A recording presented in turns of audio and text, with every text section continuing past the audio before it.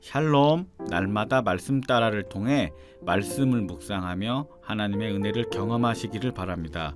오늘은 마태복음 21장 1절부터 11절까지 말씀을 본문으로 주가 쓰시겠다 하라 라는 제목으로 은혜를 나눕니다. 세상에 수많은 사람들이 있지만 그 중에 일부만이 하나님을 알고 예수님을 믿고 있습니다. 예수님을 믿는다고 말하는 많은 사람들이 있지만 모두가 하나님께 쓰임받는 것은 아닙니다. 성경에 등장하는 수많은 사람들 중에는 삼손과 사울과 같이 하나님께 쓰임받지 못하고 안타까운 결말을 살아간 인물들도 있습니다. 많은 그리스도인들이 하나님께 쓰임받고 싶다고 기도하고 결단을 하기도 하지만 그중 많은 이들은 쓰임받지 못합니다. 무슨 이유입니까?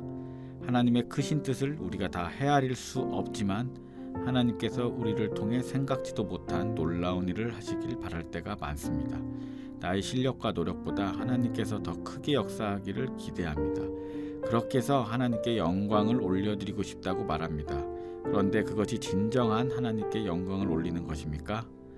누가 보아도 깜짝 놀랄 결과가 있어야 하나님께서 일하신 것입니까?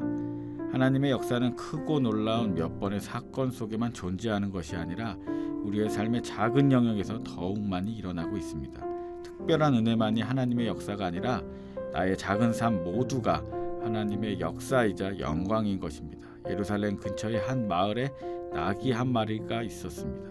그 나귀는 평범하게 그저 살아갔을 것입니다. 평범하게 풀을 뜯고 새끼를 닦고 살아가던 어느 날 예수님의 제자들이 그 나귀를 데려갔고 예수님께서 그 나귀를 타고 예루살렘에 입성을 하셨습니다.